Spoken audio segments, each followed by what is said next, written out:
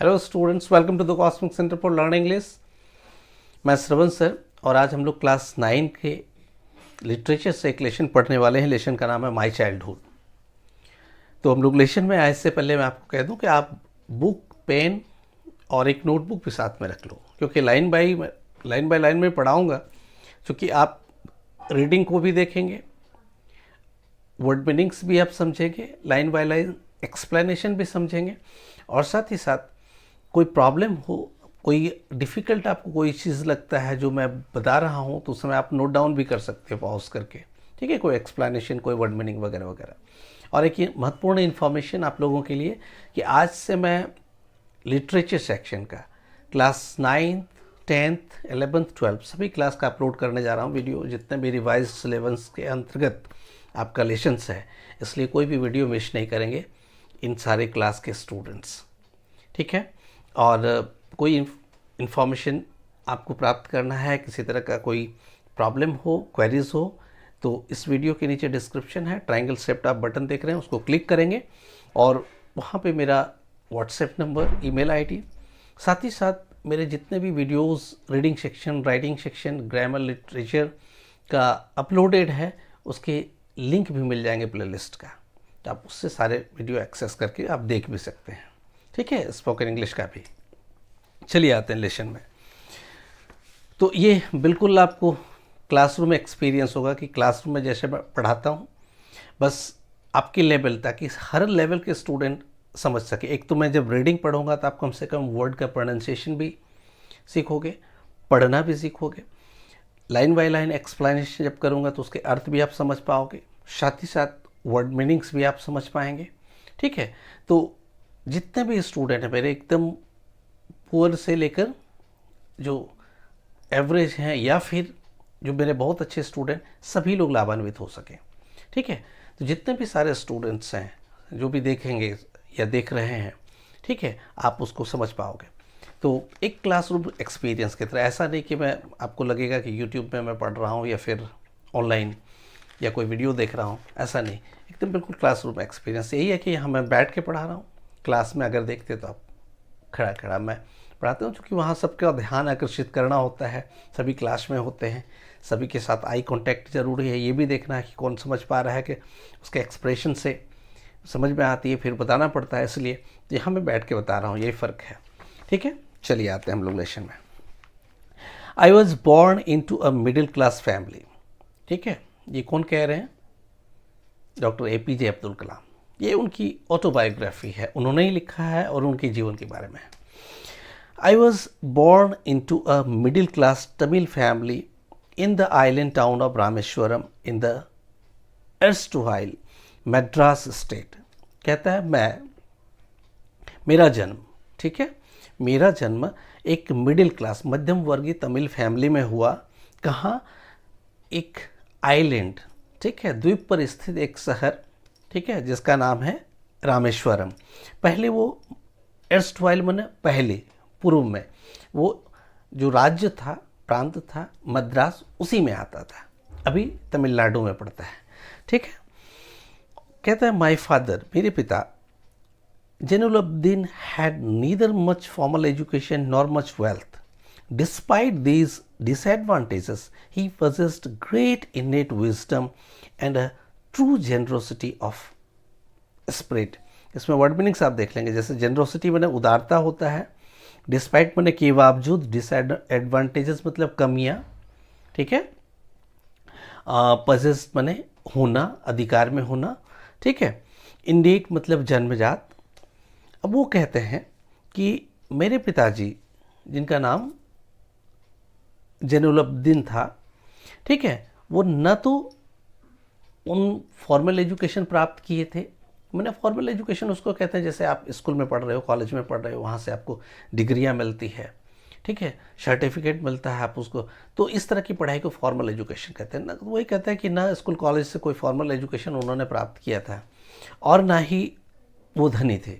फिर भी, इसके बावजूद भी, ठीक है, इन कमियों के बावजूद भी वो कहते हैं कि बहुत उदार आत्मा थे। वहाँ जेनरोसिटी का है ना, जेनरोसिटी ऑफ स्पिरिट, माने एक उदार आत्मा थे वो।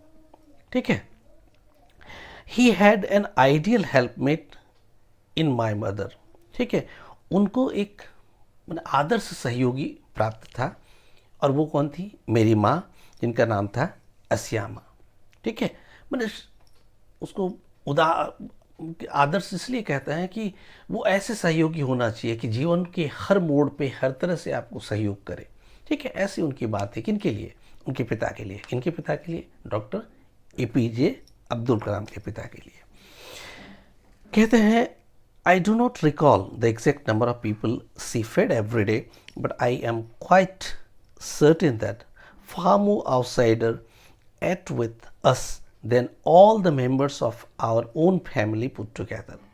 कहता ये तो मैं नहीं बता सकता कि प्रतिदिन कितने बाहर के लोग मेरे घर में खाते थे, लेकिन मैं इतना ज़रूर कह सकता हूँ कि हम लोग परिवार में जितने मेंबर्स थे, जितने लोग थे, सबको अगर टोटल जोड़ लिया जाए तो जितनी संख्या होगी उससे ज़्यादा बाहर के लोग प्रतिदिन हमारे घर में खाते थे। तो इससे जाहिर हो जाता है कि सही में उनके पिता कितने उदार थे, और उनके पिता तो उदार थे, उनकी माँ भी कितनी बड़ी सहयोगी होगी कि जितने लोग आते थे उतने लोगों के लिए वो खाना बनाती होगी, ठीक है। चलिए आते हैं नेक्स्ट पैराग्राफ में। I was one of many children, ठीक है। मेनी चिल्ड्रेन मैंने बहुत बच्चों में मैं भी एक था, ठीक है। मैंने कई भाई बहन वो लोग थे। कहते अ शॉर्ट बॉय, मेरा हाइट छोटा था। शॉर्ट मैंने नाटा होना, छोटा होना। Short with rather undistinguished looks, मेरा लुक भी बहुत अच्छा नहीं था, मतलब बुरा था।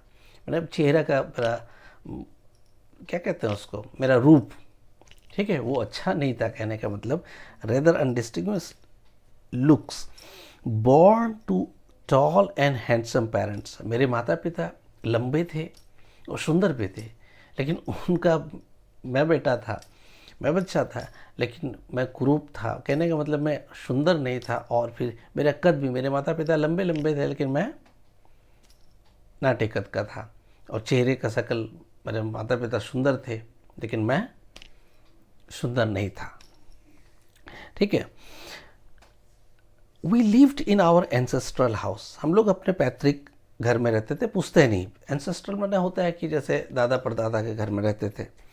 विच was built in the middle of the 19th century, जो 19वीं शताब्दी के बीच में बना था वो घर। और किसका बना हुआ था? इट वॉज फेयरली लार्ज पक्का हाउस, वो बड़ा पक्का हाउस था। वो घर जो था बड़ा सा था, और वो पक्का का बना हुआ था। Made of limestone and brick, limestone और ब्रिक से। उस समय सीमेंट नहीं हुआ करता था, तो लाइमस्टोन का प्रयोग किया जाता था सीमेंट की जगह पे। तो ये कहता है लाइमस्टोन और ब्रिक, ईंटें के बने हुए थे, ईंटें और लाइमस्टोन से, चूना पत्थर से। On the mosque street in Rameswaram, वो मस्जिद वाली गली में रामेश्वरम में। माई ऑस्टियर फादर, ऑस्टियर मतलब होता है बहुत जो संयमित होता है, सेल्फ डिसिप्लिन्ड होता है, ठीक है, जो सिंपल लिविंग जिसका होता है, बहुत स्ट्रिक्ट भी होते हैं नियम कानून कायदे के, तो ऐसे व्यक्ति थे। My austere father used to avoid all inessential comforts and luxuries, मेरे पिता जो अनावश्यक, ठीक है, जो व्यसन को परहेज करते थे। व्यसन मतलब होता है कि जो ज़रूरत की चीज़ें हैं वो तो ठीक है, लेकिन मैंने ऐसो आराम की ज़्यादा चीज़ें वो परहेज करते थे, ठीक है। जैसे अब खाने की चीज़ें जितनी ज़रूरत है उतना ठीक है, लेकिन अब जो जहाँ हम पैदल चल सकते हैं वहाँ कार से जाएं, ठीक है, ऐसा नहीं करते थे। मैंने पहनावे ओढ़ावे में बिल्कुल सादगी, बहुत खर्च नहीं, मतलब ज़रूरत की जहाँ तक चीज़ है उसको पूरा करते थे, लेकिन ऐसो आराम की चीज़ों में, मतलब लग्जरी में वो ज़्यादा स्पेंड नहीं करते थे, क्योंकि उसको अवॉइड करते थे। वो वही कहते हैं comforts and luxuries. However all necessities were provided for, लेकिन जितनी ज़रूरत की चीज़ें हैं वो पूरी करते थे। इन टर्म्स ऑफ फूड, जैसे फॉर एग्जाम्पल के लिए भोजन, दवा, कपड़े, ठीक है, जो आवश्यक चीज़ें हैं उनकी कमी कभी नहीं होने देते थे। In fact I would say mine was a very secure childhood, मैं कह सकता हूँ कि मेरा बचपन जो था बड़ा सिक्योर था। मैंने अभाव किसी चीज़ का नहीं होने दिया, बोथ मटेरियली एंड इमोशनली। मैंने जो चीज़ों की ज़रूरत होती है, लेकिन आवश्यक चीज़ें, अनावश्यक चीज़ें नहीं। तो मटेरियली भी जो चीज़ों की ज़रूरत थी वो पूरी होती थी, और इमोशनली भी, मैंने मुझे प्यार भी मिलता था, ठीक है। मैंने एक बच्चे को जो माता पिता से, पेरेंट्स से मिलना चाहिए, लव, अफेक्शन, वो मुझे मिलता था। The second world war broke out in 1939 कि 1939 ईस्वी को सेकेंड वर्ल्ड वार स्टार्ट हुआ, द्वितीय विश्व युद्ध। When I was 8 years old, उस समय मेरी उम्र 8 साल की थी। For reasons I have never been able to understand, a sudden demand for tamarind seeds erupted in the market. मुझे ये पता नहीं चला कि अचानक ही इमली के बीज की मांग बाज़ार में बढ़ गया।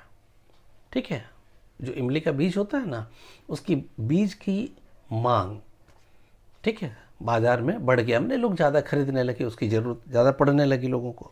लेकिन ये मुझे कारण समझ में नहीं आया कि ऐसा क्यों हुआ।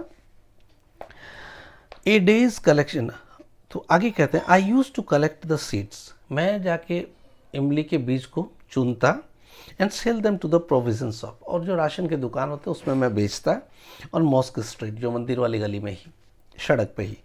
अ day's collection would fetch me the princely sum of 1 anna, कि एक दिन में, दिन भर में मैं जितना बीज चुनता और उसको जब राशन दुकान में देता तो मुझे 1 आना मिलता। 1 आना मतलब 25, क्या कहते हैं आपका, जैसे 16 आने में 1 रुपये होते हैं। ठीक है, 1 रुपये को 16 आना कहते हैं। तो आप उसमें से सोच लीजिए, उसको 1 भाग कर लीजिए, 16 में से 1 भाग, ठीक है, 1/16, तो उसको 1 आना कहते हैं। तो 1 आना मिलता था। तो उस समय 1 आने की कीमत रही होगी। तो कहते हैं कि वो 1 आना मिलता था। माई ब्रदर इन लॉ, मेरे जो जीजा जी थे Jalaluddin, would tell me stories, वो मुझे स्टोरी बताते थे अबाउट द वार, जो वर्ल्ड वार चल रहा था। ठीक है, which I would later attempt to trace in the headlines in Dinamani. तो दिनामणि जो पत्रिका या समाचार पत्र जो भी निकला करता था, तो मैं उसमें हेडलाइन में ढूंढने की कोशिश करता था उस युद्ध के बारे में, जो मेरे जीजा जी मुझे बताते थे। आवर एरिया बीइंग आइसोलेटेड, हमारा एरिया बिल्कुल अलग था शहर से। ठीक है, क्योंकि वो एक तो आइलैंड में था, और फिर वो अलग, वही कहता है कि एरिया अलग था। Being isolated was completely unaffected by the war, इसलिए युद्ध से वो प्रभावित नहीं था। But soon India was force to join the allied force, लेकिन जल्द ही भारत को भी उस युद्ध में शामिल होना पड़ा ब्रिटेन की तरफ से। यहाँ उस समय अंग्रेजों का शासन था उसके साथ। And something like a state of emergency was declare, पूरे देश में आपातकाल घोषित कर दी गई। इमरजेंसी डिक्लेयर्ड मतलब, इमरजेंसी मतलब आपातकाल। ठीक है, अब सरकार पूरी तरह से अपने कब्जे में ले लेता है, सेना के हवाले देश रहता है, इस तरह से वॉज डिक्लेयर्ड। उसको बाद में हम लोग डिस्कस करेंगे, लेकिन इमरजेंसी जिसको कहते हैं। ठीक है, अब पूरी जनता सरकार के आदेश के अनुकूल होता है। जैसे कभी कर्फ्यू लग जाता है कहीं, तो पुलिस फोर्स जो होता है उसके अंडर सब कुछ रहता है, तो उसी तरह की बात होती है।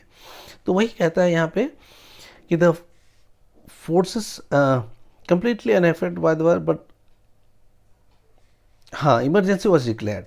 The first casualty came in the form of the suspension of the train halt at Rameswaram station.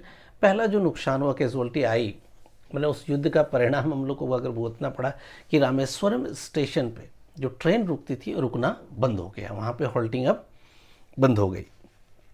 The newspaper now had to be bundled and thrown out from the moving train on the Rameswaram road between Rameswaram and Dhanushkodi. अब क्या था कि चलती train से paper वगैरह, newspaper जो आता था, तो उसके बंडल को चलती ट्रेन से फेंक देता था। ठीक है, रामेश्वरम के रोड पर। तो वो रामेश्वरम और धनुषकोडी के बीच में, ठीक है, जैसे मान लीजिए 2 लोकेलिटी है, रामेश्वरम शहर है, धनुषकोडी शहर है, तो दोनों के बीच में जो जगह पड़ता होगा, वहाँ रामेश्वरम के सड़क पे वो ट्रेन गिरा देते, फेंक देता था ट्रेन से, चलती ट्रेन से। कहता है कि दैट फोर्स्ड माई कज़न, ठीक है, that forced my cousin Shamsuddin who distributed newspaper in Rameswaram. मेरा जो चचेरा भाई था, कज़न था, वो रामेश्वरम में पेपर बांटते थे, तो उनको मजबूरी था कि वहाँ से उठा के लाना पड़ता था। ट्रेन चूँकि रामेश्वरम स्टेशन पर रुकती नहीं थी। अब क्या था कि who distributed newspaper in Rameswaram to look for helping by hand to catch the bundles. अब उसके साथ एक व्यक्ति की ज़रूरत थी उनको, एक हैंड का, कि जो उनको बंडल लाने में मदद करे। ठीक है, मैंने एक हेल्पर की ज़रूरत पड़ गई है अब उनको। तो अब कहता है helping hand to catch the bundles and as if naturally, यार मान लो कि स्वाभाविक रूप से उनकी इस कमी को मैं भरपाई कर दिया, यानी मैं मदद करता था न्यूज़पेपर लाने में उनको। आई फिल द स्लॉट, मैंने उस कमी को मैंने पूरी कर दी।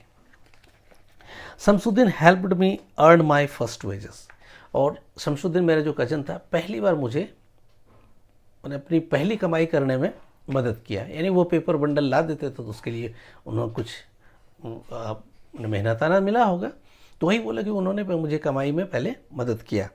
और हाफ अ सेंचुरी लेटर, आज मैं हाफ सेंचुरी बाद बता रहा हूँ कि हाफ सेंचुरी मतलब 50 साल के बाद में ये बात मुझे लग रहा है आज कि I can still feel the surge of pride, जो मुझे वो गर्व महसूस हुआ था अपनी पहली कमाई पर, कि मुझे जो पहली कमाई हुई थी मेरी, तो उस समय जो गर्व महसूस हुआ था आज भी मुझे वो याद है। ठीक है, अर्न माई फर्स्ट वेजेस, पहला वेतन मैंने पहली मजदूरी कमाई थी। अब कहते हैं आगे अर्निंग, कहता है कि feel the surge of pride in my first earning, या फिर pride in earning my own money for the first time, पहली बार जब मैंने कमाया था।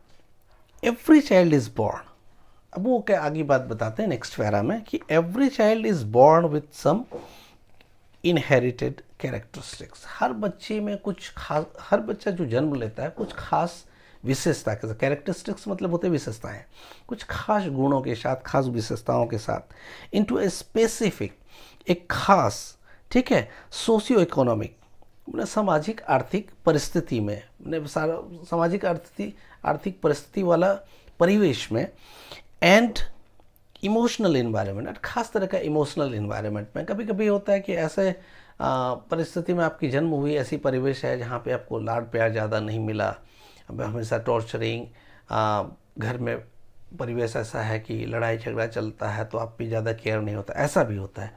तो कहीं कहीं होता है कि बहुत बच्चों को इमोशनली बहुत सिक्योर रहता है, बहुत प्यार, बहुत लाड, सारी ज़रूरतों की पूरी होती रहती है। तो ये जो जन्म लेते हैं तो, लेकिन सबके साथ कुछ ना कुछ खास विशेषताएं होती है, लेकिन ठीक है, लेकिन अलग अलग परिस्थितियों में लोग जन्म लेते हैं, वही यहाँ पे कह रहा है।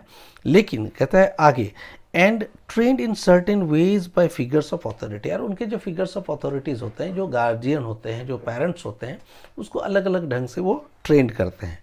ठीक है, आई inherited honesty and self discipline from my father, मैंने अपने पिता से 2 गुण प्राप्त किए थे।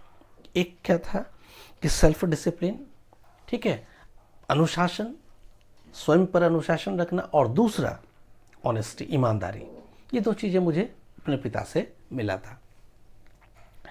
ठीक है, फ्रॉम माई मदर, और मेरी माँ से I inherited faith in goodness, ईश्वर पर विश्वास करना, and deep kindness, and so did my 3 brothers and sister, और काइंडनेस मतलब दया, ठीक है, गहरी दया मतलब अत्यंत दया, किसी प्राणी पर, किसी दूसरे पर, जो दयावान नहीं होता है, ठीक है, जिसमें दूसरे के प्रति सहानुभूति, दूसरे के दर्द समझने की वो क्षमता, तो वैसे व्यक्ति को क्या कहते हैं, दयावान। तो कहते हैं मैं अपनी माँ से काइंडनेस, ठीक है, डीप काइंडनेस और ईश्वर के प्रति विश्वास करना सीखा था, पिता से ईमानदारी, सेल्फ डिसिप्लिन, और इसी तरह के गुण मेरे भाई बहन भी माता पिता से प्राप्त किए थे, क्योंकि मेरे माता पिता इन गुणों से संपन्न थे, इसके बावजूद कि उन्हें कोई फॉर्मल एजुकेशन नहीं था, नहीं बहुत धनी परिवार के थे। ठीक है, I had 3 close friends in my childhood, मेरे बचपन में 3 मेरे करीबी मित्र थे। एक का नाम था रामानंद शास्त्री, ठीक है, और दूसरे का नाम था अरविंदन, और तीसरे का नाम था शिव प्रकाशन। ठीक है, एक का रामानंद शास्त्री, दूसरे का अरविंदन, और तीसरे का Sivaprakasan. All these boys were from orthodox Hindu families, ठीक है, तीनों जो थे वो रूढ़िवादी हिंदू परिवार से बिलोंग करते थे, तीनों मेरे दोस्त। As children none of us ever felt any difference among our self, बच्चे के रूप में हमें आपस में कोई फ़र्क कभी दिखाई नहीं पड़ा कि कौन हिंदू है, कौन मुस्लिम है, कौन किस तरह का है, क्योंकि हम लोग बच्चे होते हैं वो। ठीक है, तो वही कहता है कि कोई डिफरेंस हम में आपस में दिखाई नहीं पड़ा, because of our religious differences and upbringing. हमारे जो धार्मिक भिन्नताएं उसके आधार पर भी नहीं, और हमें जो हमारा जिस तरह से परवरिश हुआ था। In fact Ramanand Shastri was the son of पक्षी लक्ष्मण शास्त्री। वो जो थे रामानंद शास्त्री, वो पक्षी पक्षी लक्ष्मण शास्त्री के पुत्र थे, the high priest of the Rameswaram temple. ठीक है, कहता सब वो जो रामेश्वरम मंदिर था, ठीक है, आज भी रामेश्वरम मंदिर है, वहाँ के सबसे बड़े पुजारी थे वो, उन्हीं का बेटा था। तो सोच लो कि एक तो वो रूढ़िवादी हिंदू फैमिली से, उसमें भी वो पुजारी के बेटे। ठीक है, later he took over the priesthood, बाद में वो भी पुजारी बन गए मंदिर के, रामेश्वरम टेम्पल के, फ्रॉम हिज फादर, अपने पिता के व्यवसाय को उन्होंने अपनाया। Aravindan went into the business of arranging transport for visiting pilgrims, और अरविंदन जो है व्यवसाय में आ गए कि वहाँ चूँकि रामेश्वरम में मंदिर है और वो तीर्थस्थल है, तो लोग जो वहाँ जाते हैं तीर्थयात्री सब, उसके लिए गाड़ियों की व्यवस्था करने वाला जो मैनेजिंग होता है उसका, गाड़ियों का प्रबंध करना, उस कार्य में वो लग गए वो। एंड शिव प्रकाशन became a certain contractor for the southern railway, और दक्षिण रेलवे के लिए कॉन्ट्रैक्टर बन गए। कॉन्ट्रैक्टर मतलब ठेकेदार, जो रेलवे का कामकाज होता है, पटरी बिछाना, कहीं बिल्डिंग बन रहा है, कहीं कुछ हो रहा है, तो उसके जो कॉन्ट्रैक्टर वो बन गए कौन? शिव प्रकाशन, जो उनके तीसरे मित्र थे। ठीक है, कहता है during the annual Shri Sitaraman Kalyanam ceremony, कहता है कि साल में जो एक कार्यक्रम होता है, एक वहाँ पे उत्सव होता है, सीताराम कल्याणम सेरेमनी। ठीक है, सीताराम कल्याण उत्सव, इस तरह करके। Our family use to arrange boats, उसके लिए मेरे परिवार के लोग नाव की व्यवस्था करते थे, with a special platform for carrying idol. एक उसमें प्लेटफॉर्म होता था जिसमें मूर्ति, idols of lord from the temple to the marriage site, की मंदिर से भगवान राम की मूर्ति ले जाते थे जहाँ पे शादी होती थी सीताराम का। ठीक है, situated in the middle of the pond called Rama तीर्थ, और तालाब के बीच में वो जगह था जिसको राम तीर्थ कहा जाता है, which was near our house, जो हमारे घर के करीब थे। Events from the Ramayana and from the life of the prophet were the bedtimes story my mother and grandmother would tell the children in our family. कहता है कि जब हम लोग रात को सोने जाते थे तो मेरी दादी, ठीक है, मेरी माँ और मेरी दादी माँ हमें कहानियाँ सुनाया करते थे, और कहानियाँ होता था रामायण से। ठीक है, क्या वो कहानियाँ होता था मोहम्मद पैगंबर के बारे में, प्रॉफिट के बारे में। ठीक है, ये बेड टाइम मैंने प्रतिदिन कहानियाँ सुनाया करती थी माँ, दादी माँ। ठीक है, ये एक यूजुअल रिचुअल सा था। One day when I was in the 5th standard at the Rameswaram elementary school, कहता है कि एक दिन की बात है जब मैं 5th स्टैंडर्ड में था, 5वां क्लास में था, और वो किस स्कूल में था? रामेश्वरम एलिमेंट्री स्कूल में। ठीक है, a new teacher came to our class, एक नए टीचर क्लास में आए। I used to wear a cap, मुस्लिम वाला जो कैप नहीं होता है, तो बोला कि मैं कैप पहनता था, विच मार्क्ड मी एज ए मुस्लिम, जिसको देख कर ही पहचान सकते थे कि मैं मुस्लिम हूँ। And I always sat in the front row next to Ramanand Shastri, और मैं सबसे पहली पंक्ति में बैठता था रामानंद शास्त्री के साथ, हु वोर द सेक्रेड थ्रेड, जो जनेऊ पहना रहता था। The new teacher could not stomach a Hindu priest son sitting with a Muslim boy, नए टीचर को ये बर्दाश्त नहीं हुआ कि एक पुजारी का बेटा, हिंदू पुजारी का बेटा एक मुस्लिम बच्चा के साथ बैठे।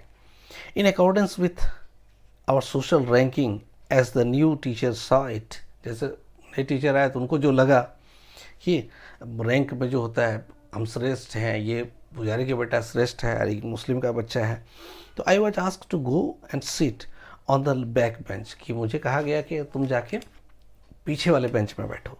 आई फेल्ट वेरी सैड, मुझे बड़ा दुख हुआ। And so did Ramanand Shastri, और मेरे दोस्त रामानंद शास्त्री को भी दुख हुआ। He looked utterly downcast as I shifted to my seat in the last row, तो मैं जब पिछले बेंच में गया तो बड़ा वो शर्मिंदगी महसूस हुआ, बड़ा उन्हें डाउनकास्ट फील हुआ, अटरली डाउनकास्ट। ठीक है, बहुत उदास वो दिखा। कौन? ये रामानंद शास्त्री। ठीक है, my seat in the last row, the image of him weeping when I shifted to the last row. मुझे दिखा वो रोने लगा वो, क्योंकि बहुत गहरा मित्र था दोनों। I shifted to the last row, felt a lasting impression on me. बड़ा आज तक भी वो लास्टिंग इम्प्रेशन मतलब कि बहुत प्रभाव पड़ा उसके, उस जो एक्सप्रेशन मैंने देखा मेरे दोस्त का। After school we went home, school के बाद हम लोग घर गए and told our respective parents, अपने अपने माता पिता को वो बात बताई हम लोगों ने about the incident. Lakshmana Sastry summoned the teacher, Lakshmana Shastri ने टीचर को बुलाया, ठीक है, एंड इन आवर प्रेजेंस, और हमारी उपस्थिति में, told the teacher that he should not spread the poison of social inequality. और उनको कहा गया कि इस तरह का सामाजिक भेदभाव का, ठीक है, सामाजिक भेदभाव का जहर न डाले, और कम्युनल इंटॉलरेंस का, माने सांप्रदायिक, ठीक है, असहिष्णुता का जहर न डाले in the minds of innocent children, इस मासूम बच्चों के दिमाग में। ठीक है, उस टीचर को उन्होंने डांटा और ये बात कही। He bluntly asked the teacher to either apologise or quit the school. उन्होंने कहा कि या तो आप स्कूल छोड़िए या फिर माफ़ी मांगिए आप इस गलती के लिए। एंड द आइलैंड, और इस द्वीप से ही, मतलब जहाँ वो रामेश्वरम शहर बसता था, बोले यहाँ से ही आप चले जाओ। Not only did the teacher regret, न केवल वो पछताया अपने व्यवहार पर, but the strong sense of conviction Lakshman Shastri conveyed, Lakshman Shastri ने उसको एक तरह से अपराध बोध कराया, ठीक है, conveyed, ultimately reformed this young teacher, और फिर उनमें सुधार आए, फिर वो बदले। On the whole the small society of Rameshwaram was very rigid in terms of the segregation of different social groups। कहता है अगर पूरी तौर पर कहा जाए तो जो रामेश्वरम का सोसाइटी था ना, बड़ा रिजिड था, ठीक है, बड़े कठोर था, in terms of segregation of different social groups की, अलग अलग सोशल ग्रुप जो होते हैं, अलग अलग समाज के लोग जो होते हैं, वो उसमें जो अलगाव होता है इस मामले में। However my science teacher Shiva Subramania Iyer, ठीक है, कि मेरे जो साइंस टीचर थे शिवा सुब्रमण्यम अय्यर, दो एन ऑर्थोडॉक्स ब्राह्मण, हालांकि वो एक रूढ़िवादी ब्राह्मण थे, ठीक है, with a very conservative wife, उसकी पत्नी बड़ा रूढ़िवादी थी, मतलब छुआछूत बहुत मानती थी, was something of a rebel, ठीक है, एक तरह का वो विरोध करने वाला। He did his best to break social barriers so that people from varying backgrounds could mingle easily. उन्होंने इसको तोड़ने की कोशिश की, वैसी पत्नी रहने के बावजूद भी, ताकि लोग, विभिन्न समाज के लोग आपस में मिलजुल के रह सकें।